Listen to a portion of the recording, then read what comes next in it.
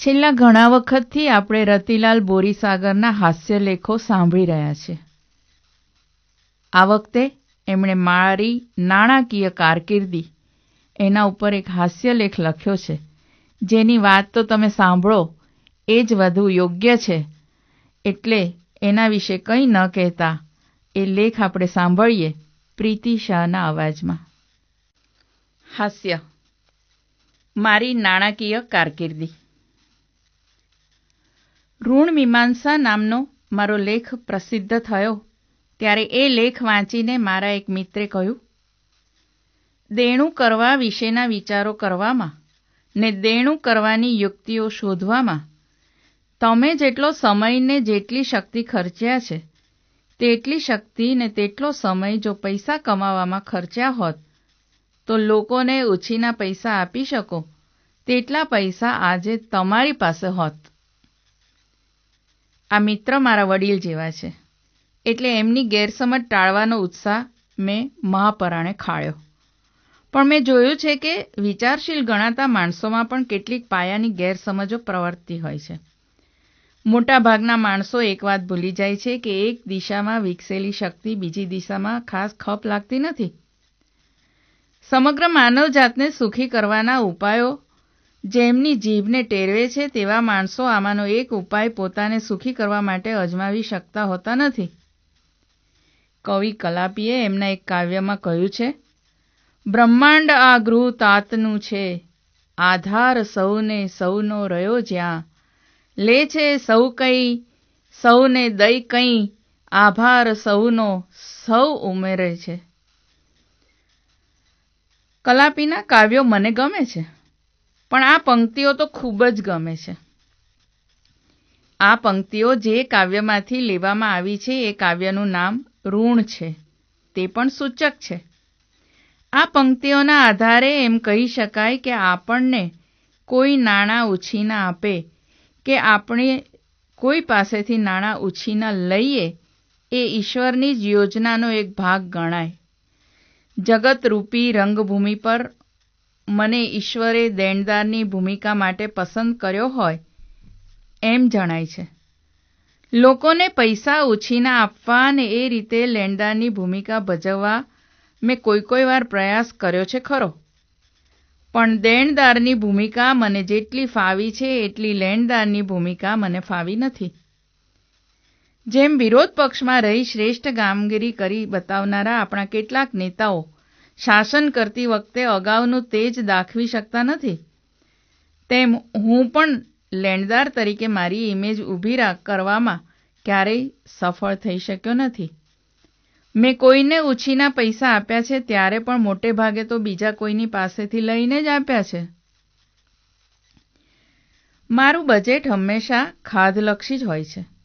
વિકાસશીલ રાષ્ટ્રની જેમ વિકાસશીલ વ્યક્તિઓનું બજેટ હંમેશા ખાધલક્ષી જ હોય. વિકાસશીલ વ્યક્તિઓની જરૂરિયાતો કેટલી બધી હોવાની. એમને ટીવી જોઈએ, ડીવીડી પ્લેયર જોઈએ, ટેપ રેકોર્ડર જોઈએ, રેફ્રિજરેટર જોઈએ, સ્માર્ટફોન જોઈએ, લેપટોપ જોઈએ, કાર જોઈએ, સારું મકાન અને અદ્યતન ફર્નિચર પણ જોઈએ. ગમે તેવો સારો પગાર હોય તોય કેવળ પગારમાંથી આ બધું કંઈ વસાવી શકાય નહીં.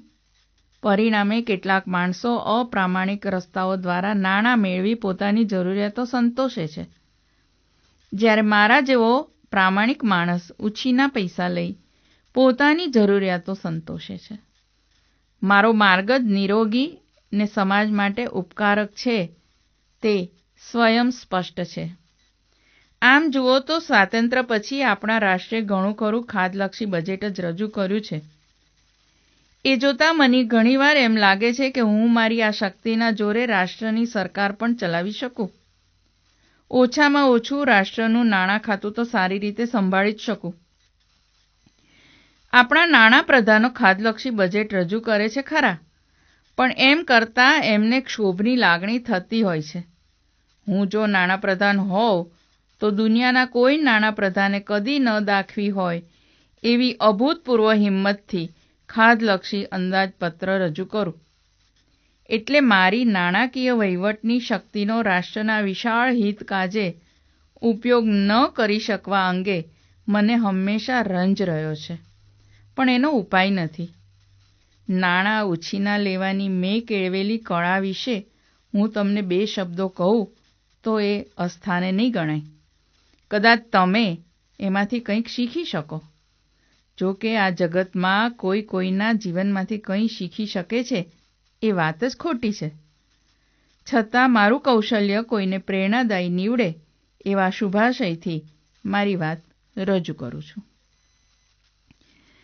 તરવું, તાંતરવું અને તસ્કરવુંની જેમ જ પૈસા ઉછીના લેવા માટે કોઈને આંતરવું એ પણ એક આપકળા જ છે.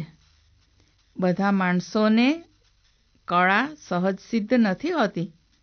હું એવા ઘણા માણસોને ઓળખું છું જેમને નાણાંની જરૂર હોય છે. નાણાંના ઉછીના આપી શકે એવા મિત્રો પરિચિતો પણ હોય છે, ને છતાં પ્રિયતમા પાસે પ્રણયની લાગણીને પ્રથમવાર રજૂ કરતી વેળા પ્રેમીજનને શબ્દો સૂઝતા નથી, તેમ ઉછીના પૈસા માગતી વેળાએ પણ ઘણાની વાચા હરાઈ જાય છે. મારા એક મિત્ર એકવાર ખૂબ મૂંઝાયેલા મારી પાસે આવ્યા. એ મને કશુંક કહેવા માગતા હતા પણ કહી શકતા ન હતા. મેં લાગલું જ પૂછ્યું, પૈસા ઉછીના જોઈએ છે?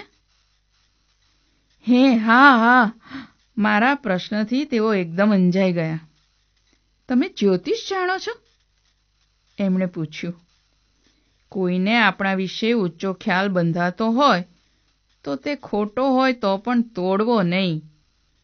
એવું કોઈ રાજનીતિજ્ઞનું વચન યાદ કરીને મેં એમનો ભ્રમ અતૂટ રહેવા દઈ કહ્યું, એ તો બધું ઠીક, પણ તમારે કેટલા પૈસા જોઈએ છે?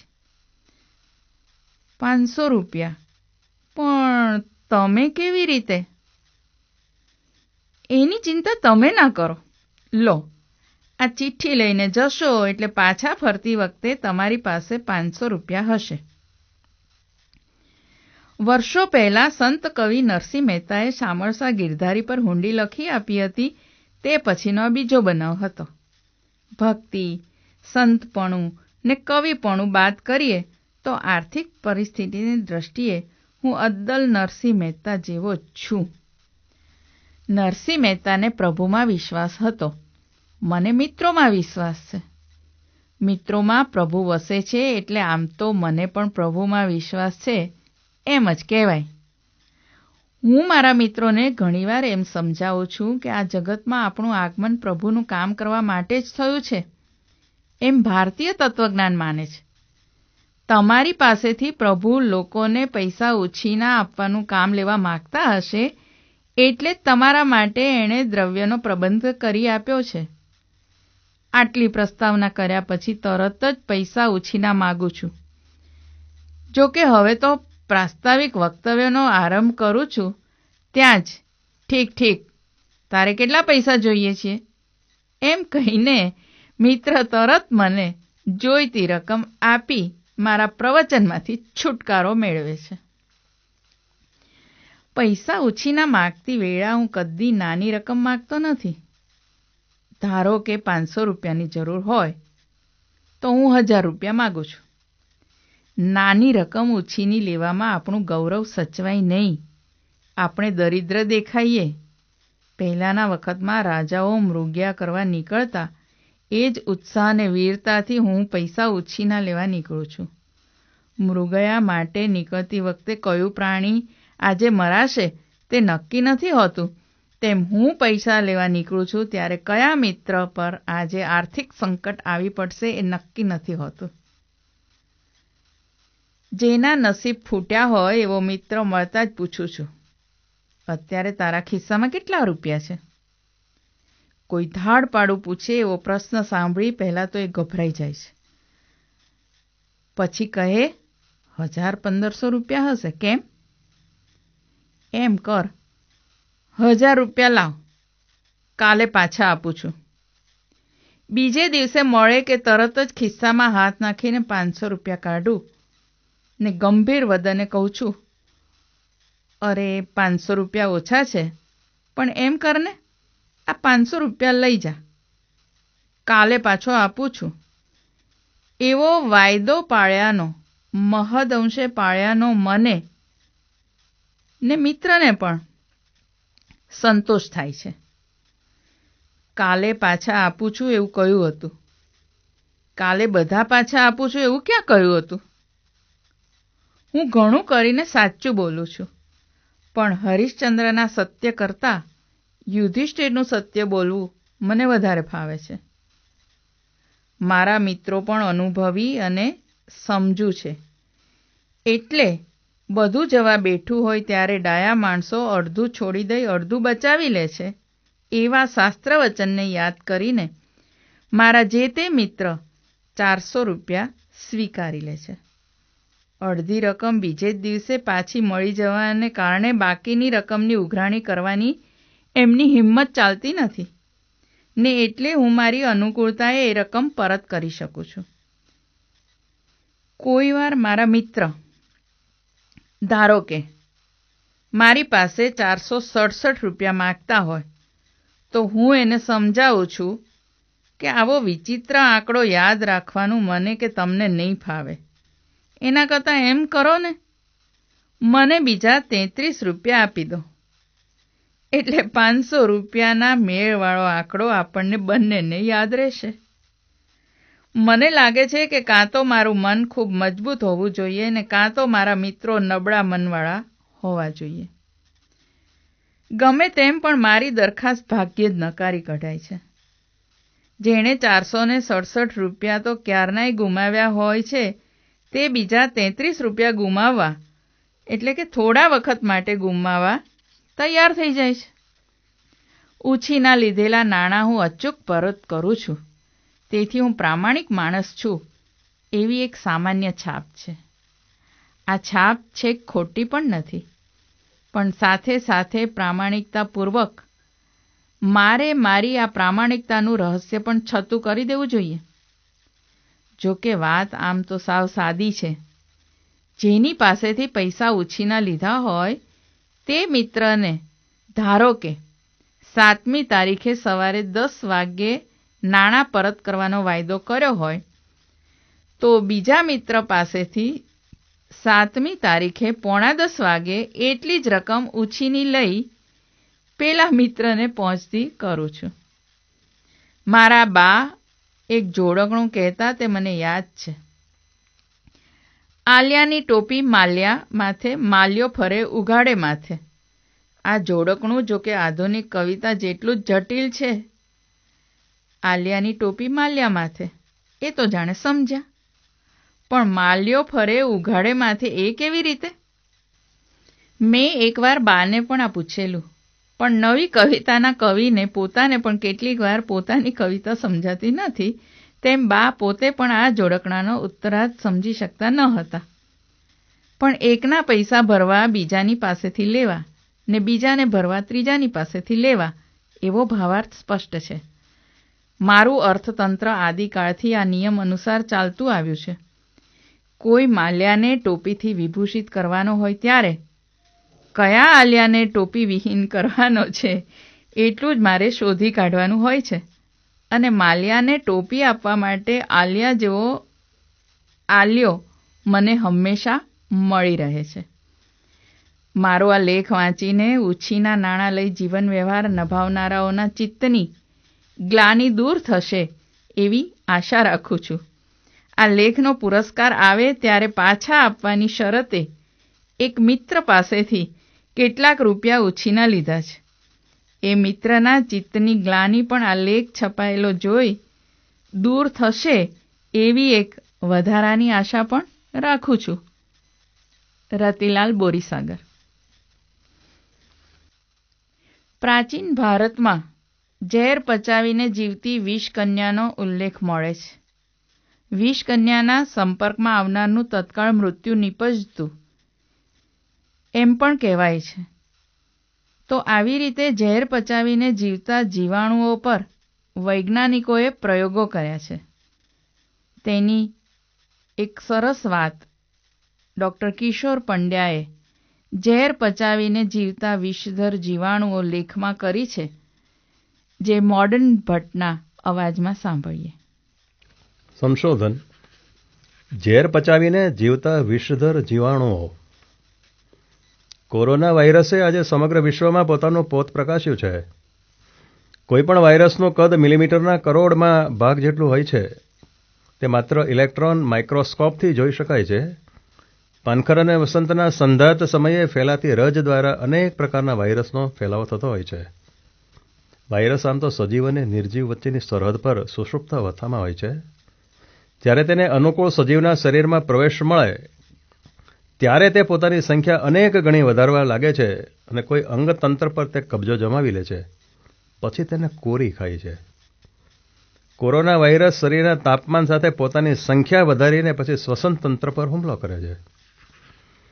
વિષાણુ એટલે કે વાયરસ અને જીવાણુઓની સંખ્યાનો ક્યારેય પાર આવતો નથી અને વિકસિત દેશો અન્ય દેશ પર હુમલો કરવા માટે જૈવિક હથિયારો પણ બનાવવા લાગ્યા છે.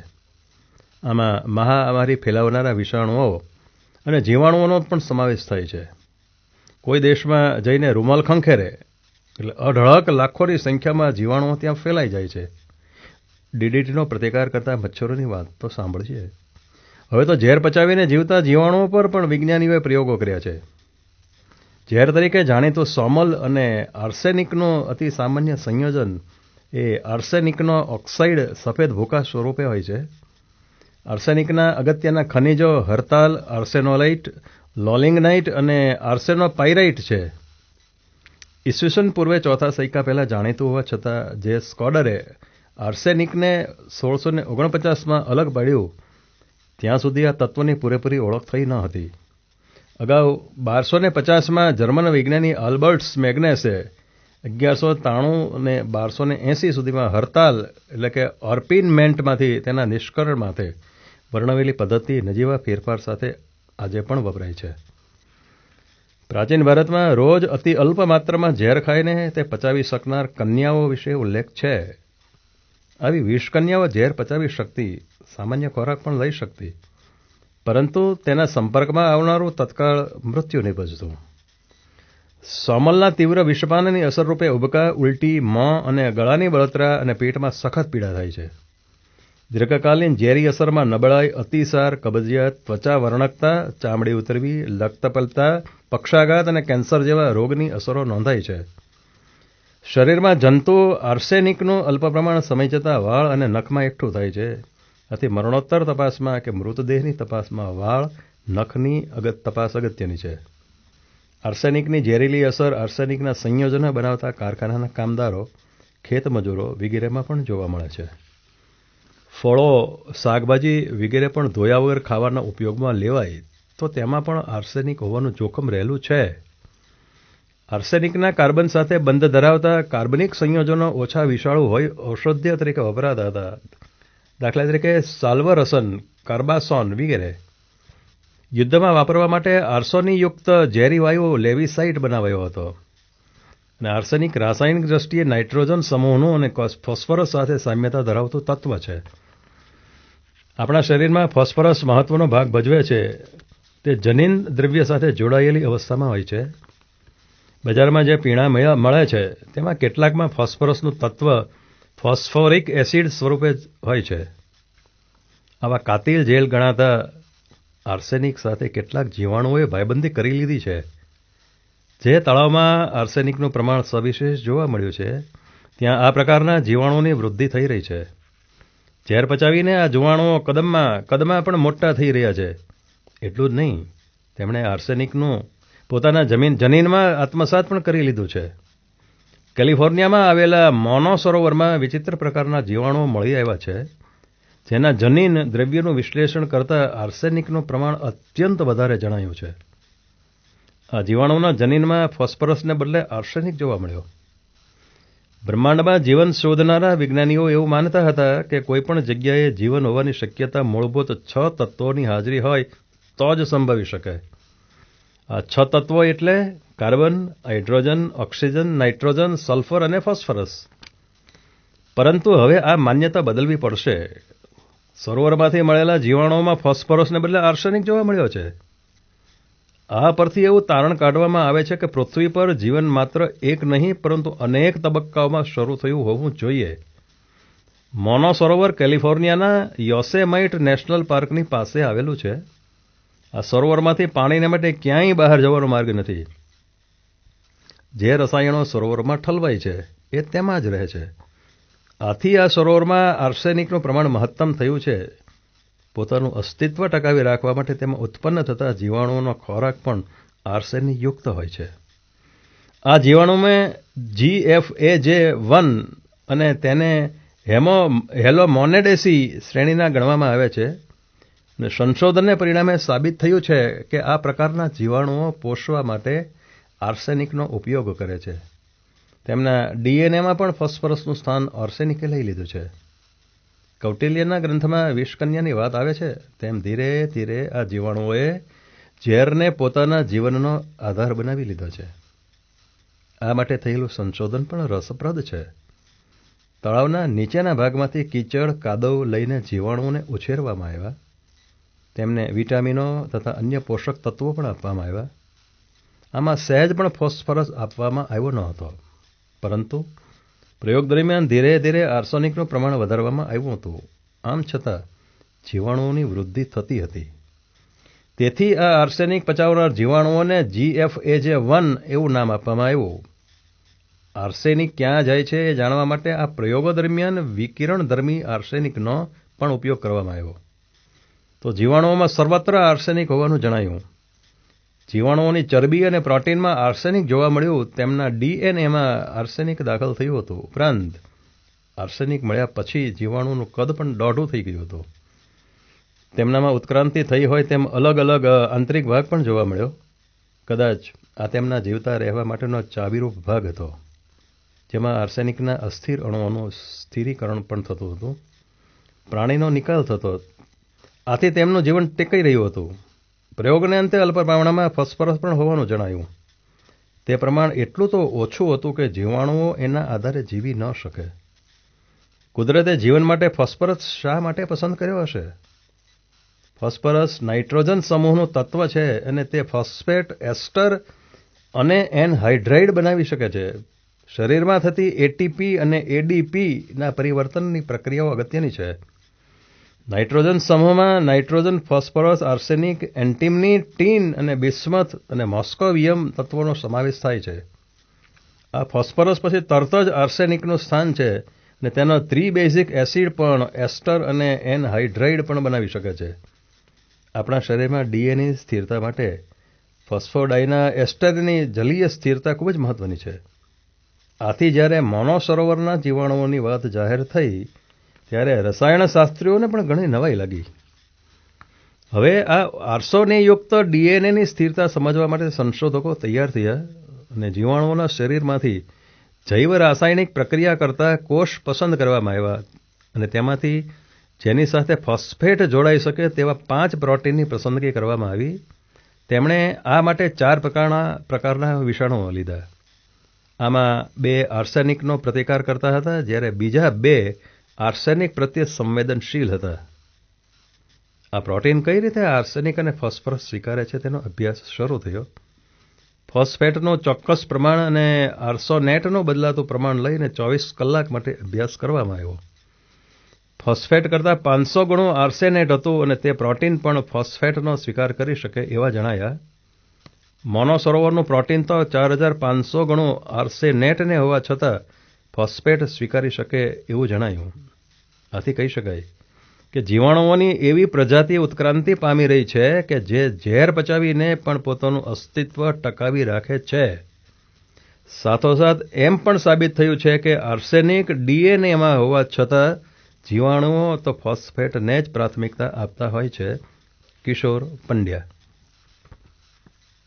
જાણીતા સાહિત્યકાર, નવલકથાકાર, વાર્તાકાર અને અનેક માધ્યમોમાં પણ બહુમૂલ્ય પ્રદાન કરનાર શ્રી ધીરુબેન પટેલે મદદ પાહિજેમાં પોતાનું એક આગવું ચિંતન મૂક્યું છે અને તે સાંભળીએ દક્ષાબેનના સ્વરમાં. स्वैर विहार मदत पाहिजे. पुस्तकास्थात्तु या विद्या परहस्तगतं धनं कार्यकाले समुत्पन्ने न सा विद्या न तद धनम.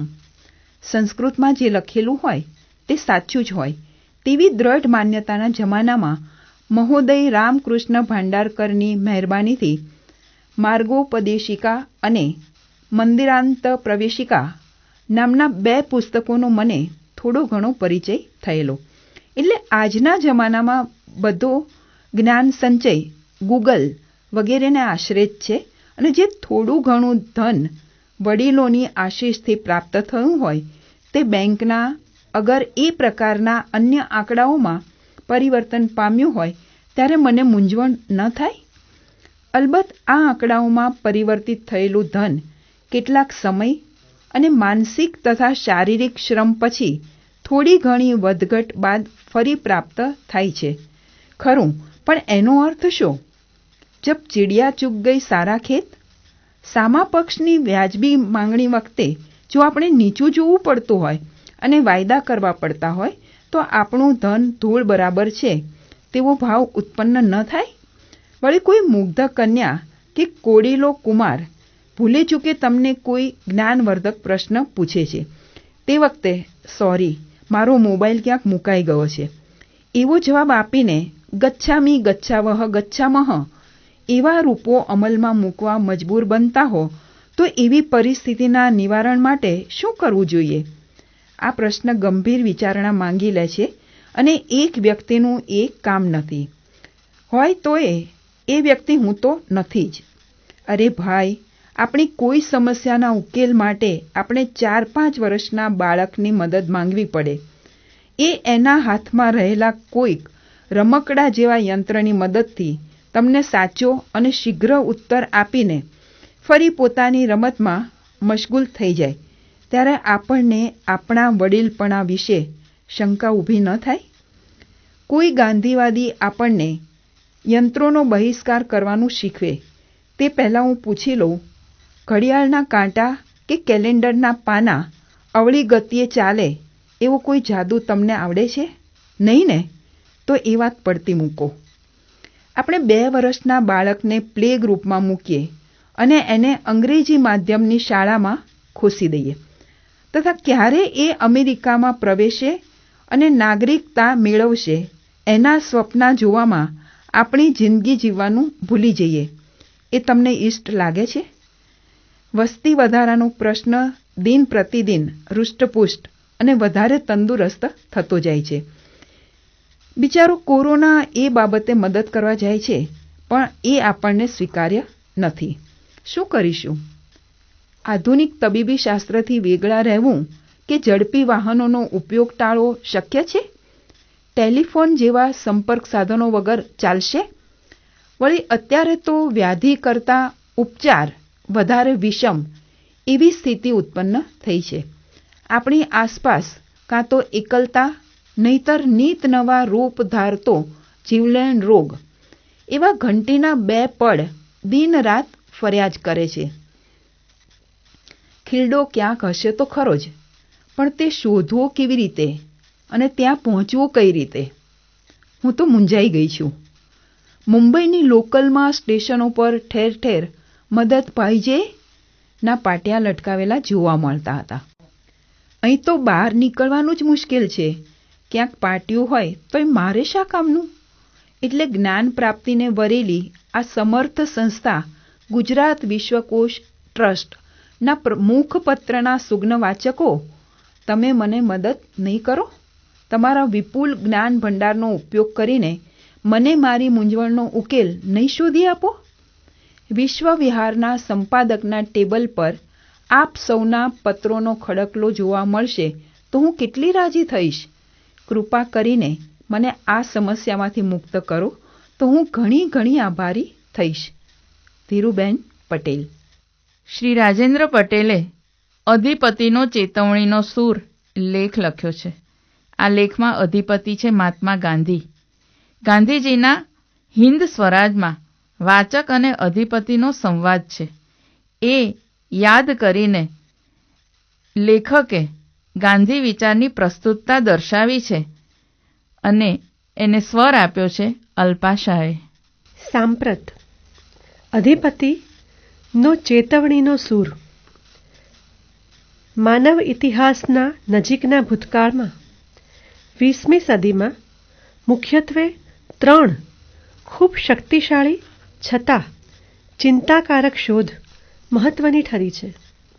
અણુ એટલે કે એટમની, જનીન એટલે કે જીનેટિક્સની, ને બાઇટ એટલે કે કમ્પ્યુટરની. અણુ પદાર્થ માત્ર માટેની માહિતી આપે છે. બાઇટ ડિજિટલાઇઝ્ડ માહિતી ઉપલબ્ધ કરાવે છે, જ્યારે જનીન શરીરની આનુવંશિકતાની માહિતી આપે છે. આ વિજ્ઞાનની શોધોથી માનવ જીવનનું આમૂલ પરિવર્તન થતું ગયું. તેનો મોટો પ્રવાહ જે તે સમય ઉપરાંત જીવાતા જીવન પર વધતો ગયો.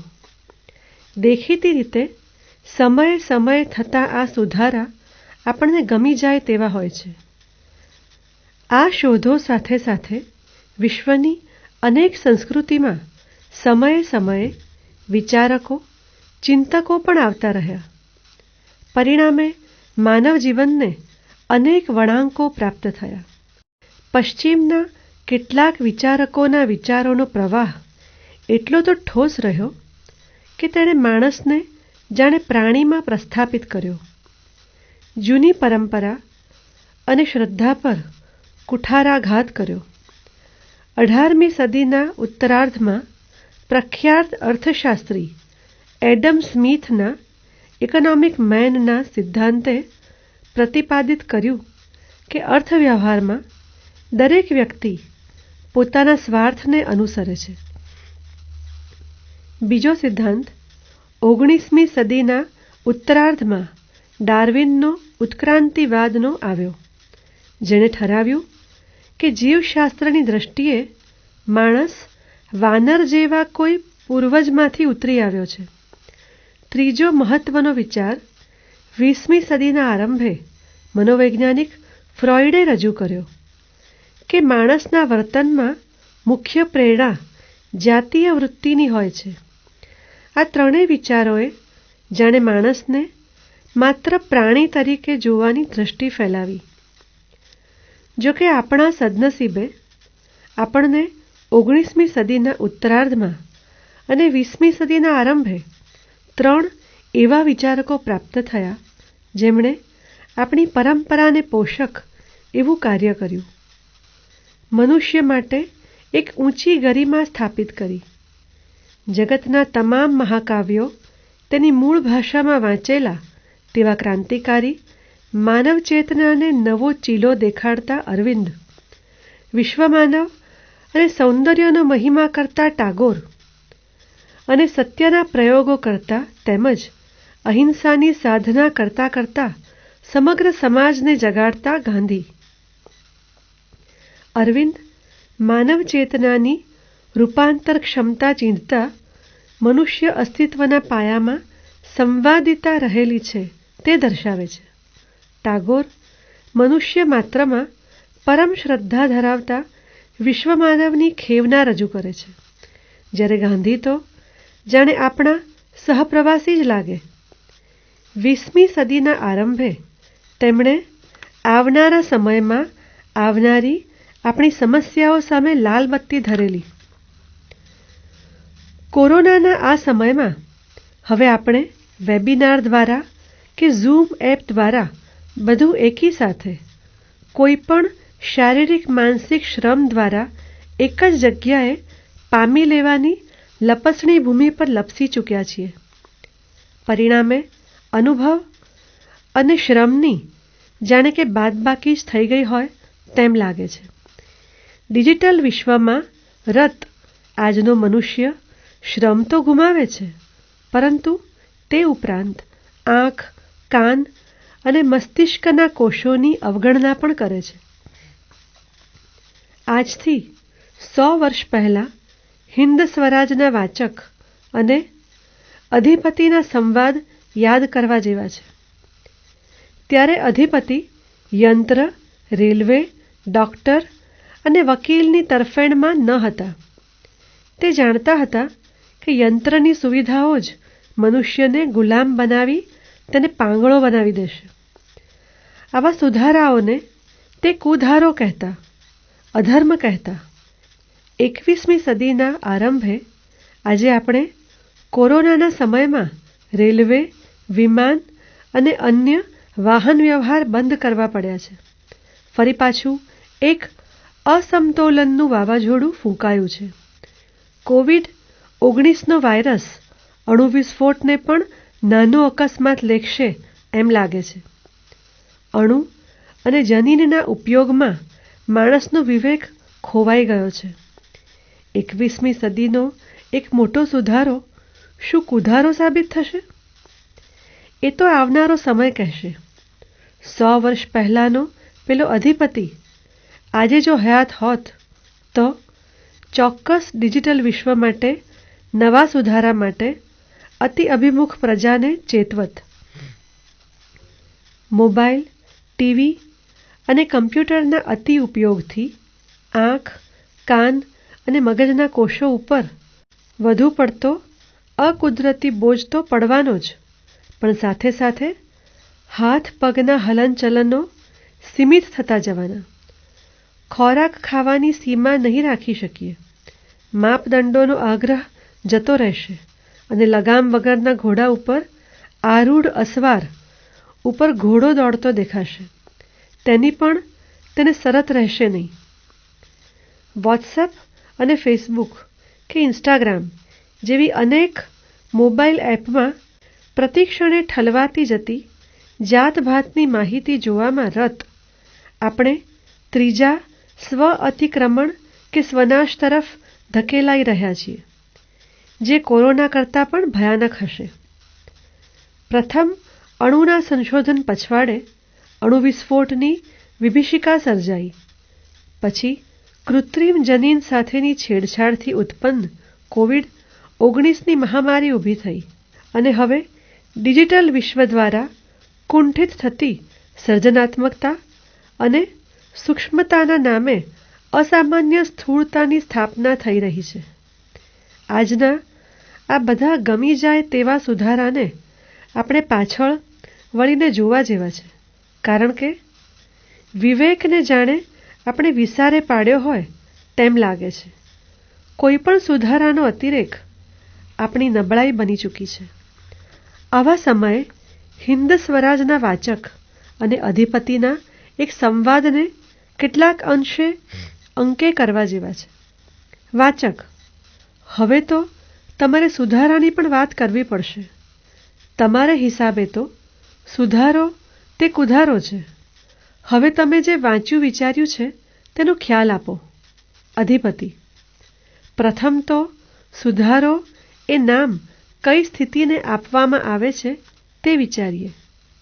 આ સુધારાની ખરી ઓળખ તો એ છે કે માણસો બહિરની શોધમાં ને શરીર સુખમાં સાર્થક્ય અને પુરુષાર્થ માને છે. તેના દાખલા લઈએ.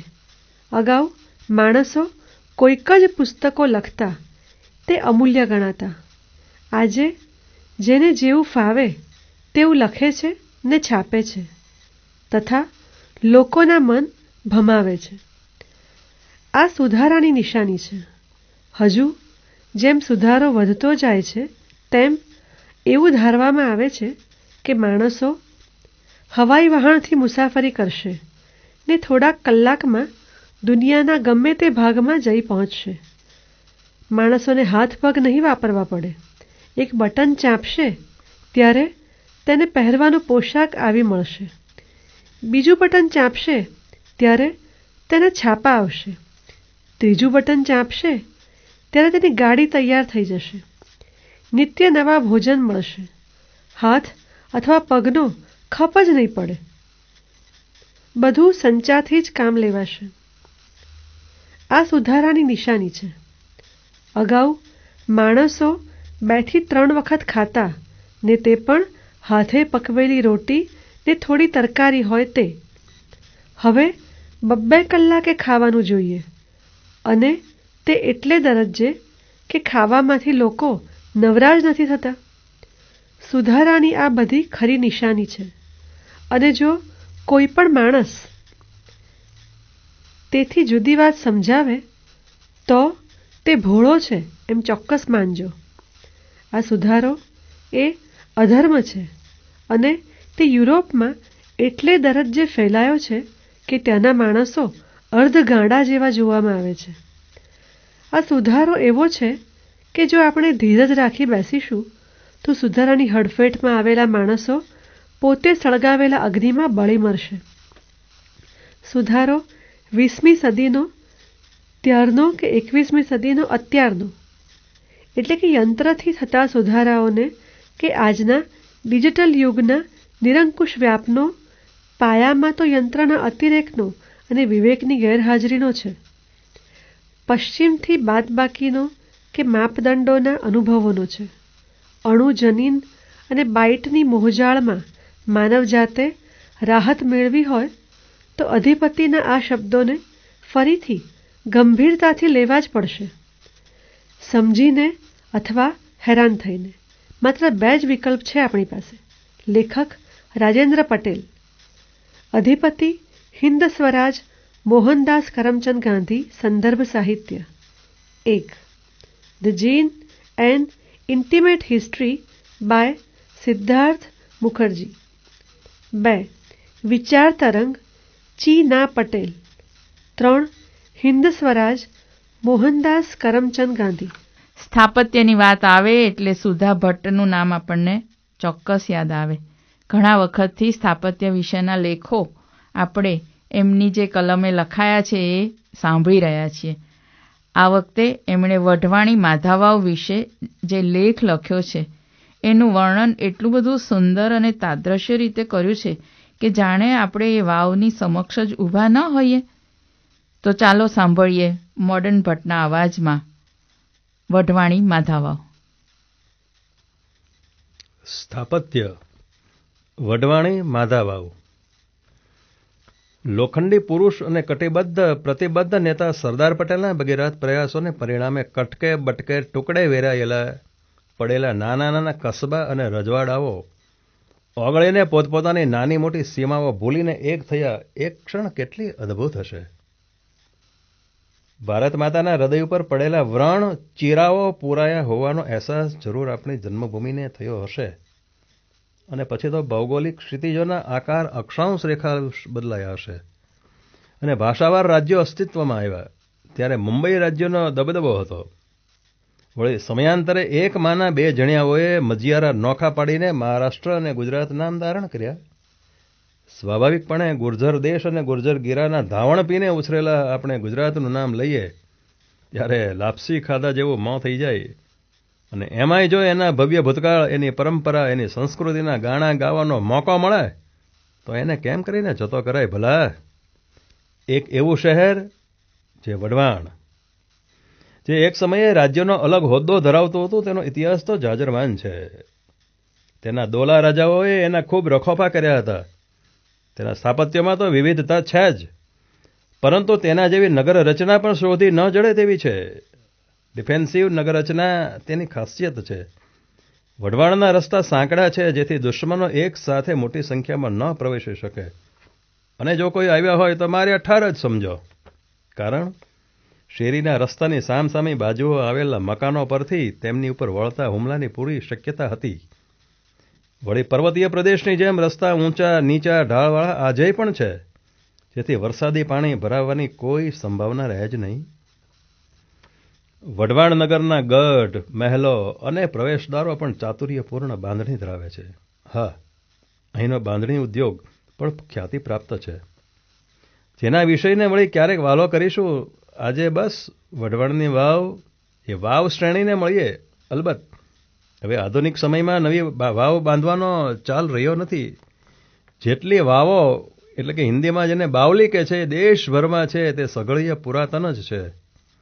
વાવ એ કૂવાની જેમ માત્ર પાણી સિંચવા માટે જ નહોતા ગળાવતા, પરંતુ એ મુસાફરો માટે રેન બસેરા કે વિશ્રામ સ્થળ, પોરો ખાવા માટેનું સ્થાન પણ હતું. એવી જ રીતે વણઝારી વાવ ગુજરાતી ફિલ્મ જેની કથા વસ્તુ પરથી બની હતી, તે માધા વાવ 7 પાવઠાવાળી એટલે કે પગથિયાવાળી છે.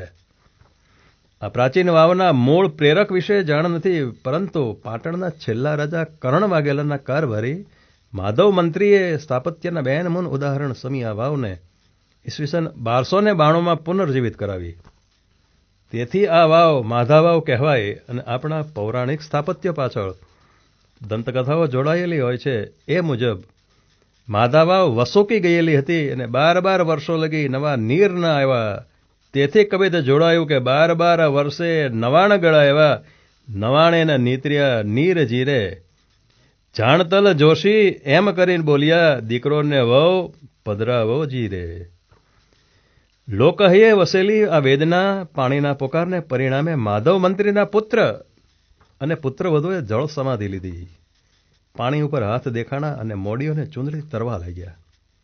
પાવડે પાવડે પાણીની છોળ ઉઠી અને 32 લક્ષણા પનોતા પુત્રના બલિદાને વઢવાણનીનું ઓશિંગણ બનાવી દીધું. માધાવાવનો આ પ્રસંગ હજી પણ લોકજીભે આજ રમે છે. માધાવાવનો રાસ ગવાતો ગાયક કંઠે ચારણ ગઢવી કંઈક થયા, પણ લલકારે મહાત્મ મુક્ત કંઠે. આવી નાજુક લાગણીઓના તાર જેની સાથે બંધાયેલા છે ને, તે માધાવાવને પૂરા તત્વ ખાતાએ ખોળે તો લીધી છે, પરંતુ તે જર્જરિત અને દયનીય દશામાં છે. પાણી વાસ મારે છે. આંગણે કામ વિનાના લોકોની મંડળી સામે આશ્ચર્યથી જોઈ રહે છે. છતાં પણ આ વાવની ભવ્યતા આજે પણ યથાવત છે એવું કલા રસિકોને લાગે છે. પ્રવેશતા જ ડાબે જમણે ભગ્ન શિલ્પોમાં મનોમન ઇષ્ટદેવી દેવતાના દર્શન કરી શકાય. સ્તંભોમાં ભૌમિતિક અને ફૂલપત્તીની કોતરણીના ભગ્ના અવશેષોને કલ્પનાથી જ મન હૃદયમાં મઢી દઈએ તો ઘણું ઘણું દેખાય. માએ પહેલે પગથિયે પગ મૂક્યોની જેમ ઉતરતા ચડતા બંને સમયે વાવની ઊંડાઈ અને ઊંચાઈ આપણને સ્પર્શી જાય. વઢવાણના પ્રકૃતિ પ્રેમી અને ઇતિહાસ પ્રેમી શ્રી ભવાનીસિંહ મોરીના મતે જેટલી માનવ આકૃતિ અહીંની ભીંતે દેખાય છે ને, તે માધવ મંત્રી કે રાજા કરણ વાઘેલા પરિવારની પણ હોઈ શકે.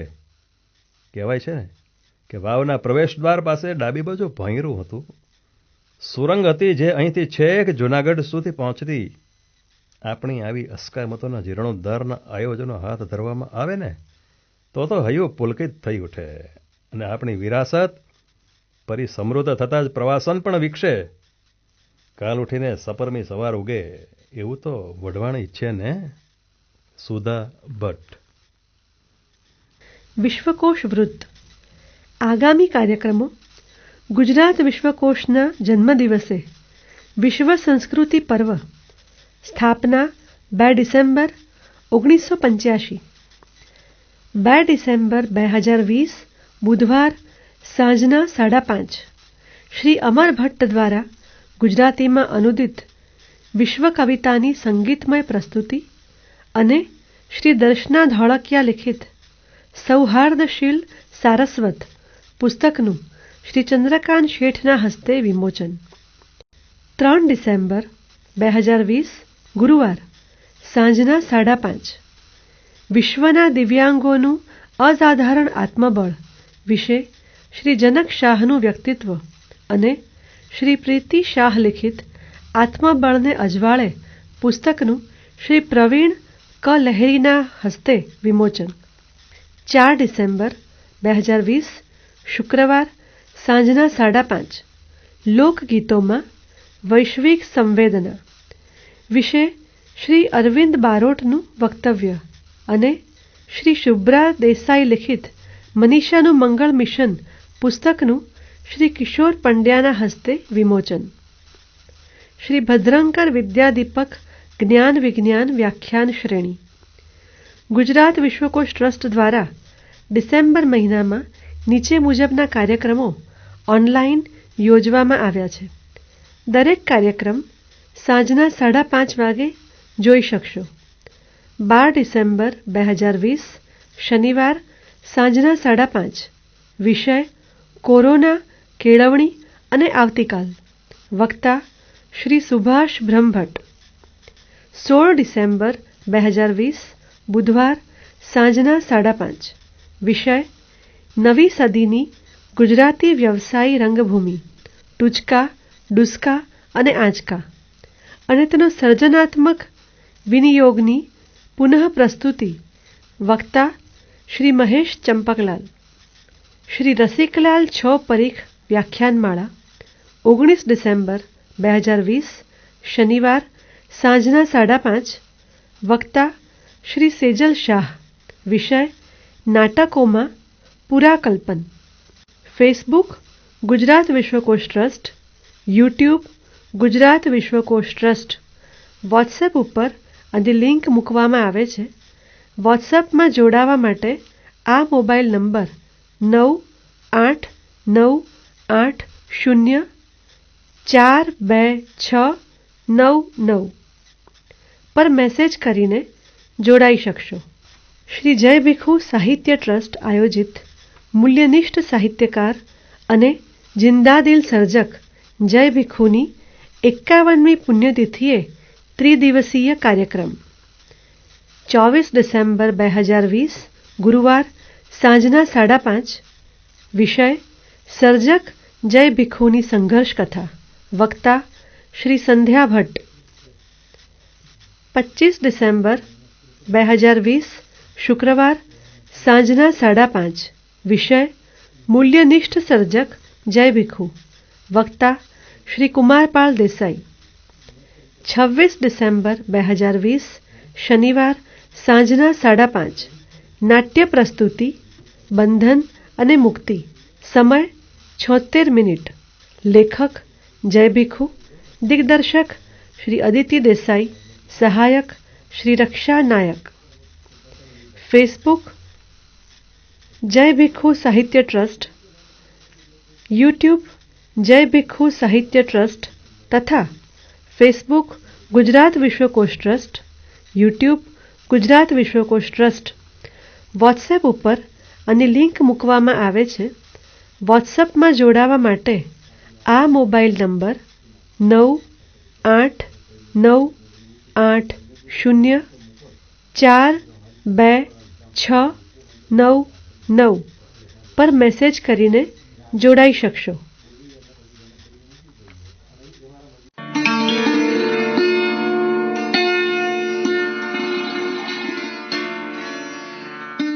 શ્રોતા મિત્રો, અમારું આ સામયિક વિશ્વ વિહાર એ શ્રાવ્ય સામયિક તરીકે પ્રથમવાર અમે તમારા સમક્ષ મૂક્યું છે. તમને કેવું લાગ્યું?